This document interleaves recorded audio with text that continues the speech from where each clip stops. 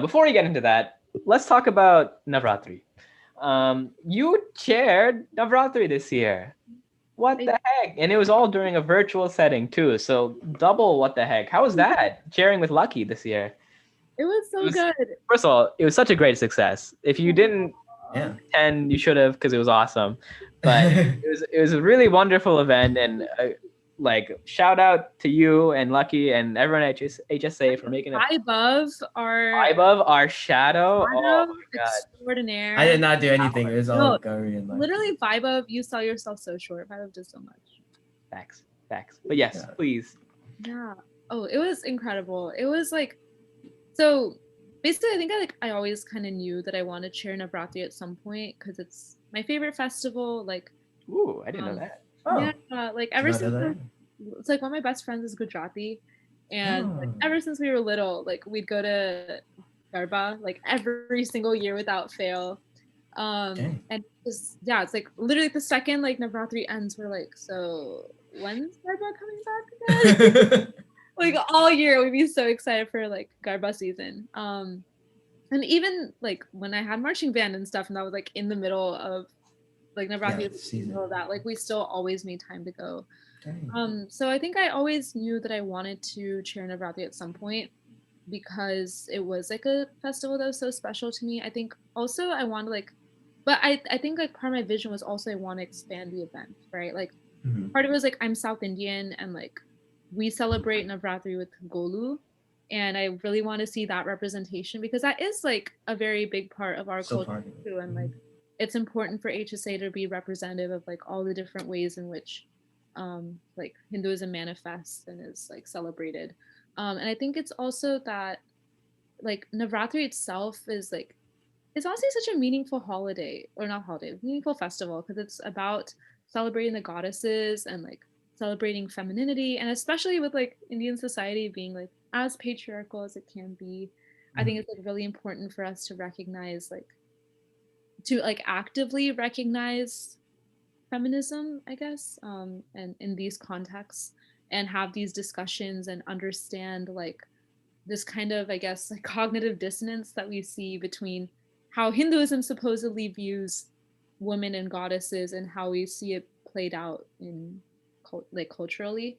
So I think I also kind of wanted to expand the focus of Navratri to be like more feminist, and I think I was like really lucky that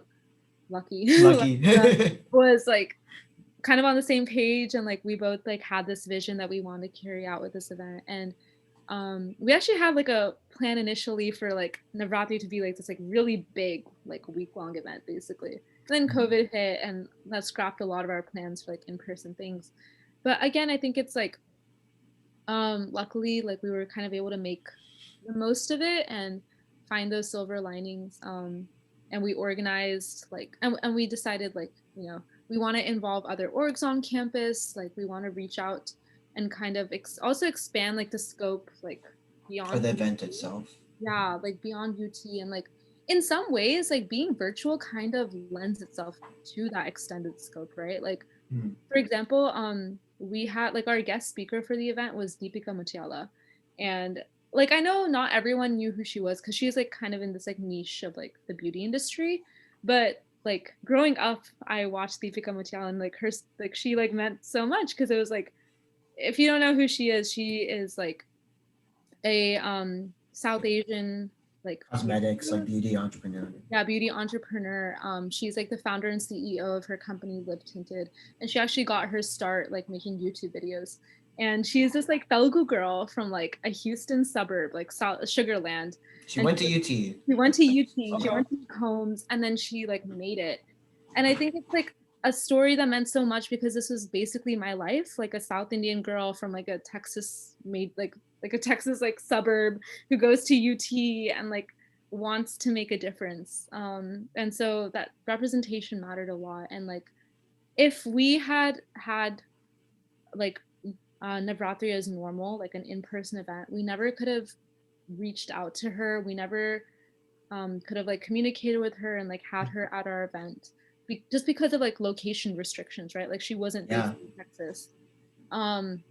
But location and time, like really, I mean, and time, it's kind of like it's a bigger time commitment to like come out and like get ready and like do all that stuff. And, like, yeah, for sure. And I think it's like, but with, and I honestly, like in some ways, like, I guess historically speaking, this is kind of the best time we could have a pandemic, partially because of like globalization. Not like best, there's no best time to have a pandemic. Yeah, I was gonna say, I was like, there's no best time. But what I mean by that is like, it's a better time. Yeah, it's like a better time. Like with the amount of like technology that we have, and with the amount of like global like connection that we're able to like foster, it's like, I know like isolation has been like really, really hard for a lot of people, like not being able to see friends, not being able to see family. But in some ways it's like, I think I've been able to like manage because of things like FaceTime or Zoom, or like I'm able to talk to y'all like over Zoom. Like we're able to do these things like over Zoom. And just because we're like not in person doesn't mean like we literally got closer over quarantine, you know? Like true. We became friends like over quarantine. I hardly knew Gauree before. Yeah. Me too. I hardly knew. Or Vaibhav. Yeah. Yeah, that's true. Quarantine. Like the three of us were not close before, and it's like like we were still able to like develop these friendships and like develop these connections. And so in that way, like, yes, it was a really hard transition to kind of rethink, especially because HSA has never done a virtual event before. It was really hard to kind of basically start from scratch, like not have anything to work off of and just try to come up with this event ourselves. But it also really opened up like new potential and new avenues that we could take, as long as we had like an open mind and we're willing to like kind of seek those out, you know? True. No, it's so facts. Bars and facts. Yeah. Oh my God. It is interesting to hear your perspective on it, considering like I did like work with you and Lucky and stuff. And I know like during that experience, it was just kind of like, okay, we got to get the show on the road. Like, you know, we're doing this and that. Like, you know, we're just kind of logistically. Yeah. Interesting to hear like kind of like your perspective on the event as a whole. Yeah, you like saw us when we were stressed and we were like, oh, I don't want anything to get done. Like, is this gonna happen? Is this gonna like come together? Like, you saw us like a week before the event when we were like, oh my God, like we don't know. Oh, I do remember that meeting after core meeting, and you guys are just like, oh my God, we need help. We need to figure this out. Yeah, we were like on the verge of a breakdown. But looking back, I'm like, yeah, I don't know. I think part of what also got me through the event process, like something I like, this is the second event that I've chaired. And I think boat times kind of what got me through is just like trying to practice gratitude whenever I can. It helps like keep me grounded, just to, like remind myself of like how cool it is that I even get the opportunity to do this in the first place. Like that's how many people get to like say that they've organized this huge event for their college campus, you know? Like how many people get to say that, like, I don't know, like that they've had like Deepika Mutiala or like this like childhood like role model of theirs like at one of their events, like speaking at their event. Like how many people get to say these things, and how many people get to like have the experiences that they're having and like find these things that they're passionate about. And I'm like so fortunate for that. And I think like reminding that myself of that during the process, because it is a really stressful process. Event planning is stressful, but like reminding myself of that like periodically has like really helped me get through these moments. Yeah, for sure. I mean, I think it's even more important now than ever that we put on these like events and stuff, because like, I mean, a lot of orgs are just not doing anything, like, you know, or like not doing as much and like taking a step back. Yeah, they're taking a step back, which is fine. Like, I mean, I'm not like against it. Like, yes, you should take a break, you should relax, you should like do whatever. But like, also at the same time, like for some people who feel disconnected from those orgs, they need. Well, I mean, I would hope they kind of like want something that helps them stay like grounded, stay connected. So like, yeah, I think it's important that like we put on the events. I agree. I think it's also extra important because of kind of what HSA represents for a lot of people at UT. You know, like I think especially for a lot of like freshmen who are away from home for the first time, like and find their place, kind of. Yeah, like trying to find their place, like, and also like especially around like these festivals, like say Diwali, for example. That's like the definition of like family holiday. Like yeah. It's so important for us to like be with our families during then, and it can be so lonely to not. I remember like one of my best friends, she like grew up in India, And one of the things it was, and like in India, like obviously they celebrate these festivals like very crazy. Yeah, right.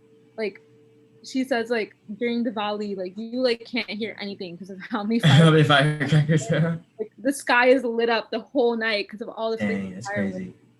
And it's like going from that to nothing would be so isolating, like so devastating. Yeah. And that was like honestly such a big fear of hers, like not being surrounded by everyone during these times. Like, what would that feel like? Mm-hmm. And she said that HSA really helped that transition, like seeing, oh, we're still doing sparklers, we're still doing garba, we're still doing Holi, like, you know, like we're still doing these things that helped her like not miss home as much. And I think that's like hearing that also gave me a lot of purpose. Like she told me that like before, I think like the first event that I co-chaired or something. And I think like keeping that in mind, like this matters to people like her. You know, we're doing absolutely. For me, it was just super cool to see that we were taking a step forward when a lot of people were taking a step back. Yeah. And I think like with like we kind of touched on this, like with like quarantine, like we're even more isolated than normal. So having these kind of moments of normalcy, or not, maybe not normalcy, but like people are still trying, like seeing that orgs are still trying and people still care, and like we can still kind of engage in this like dialogue and moments of connection helped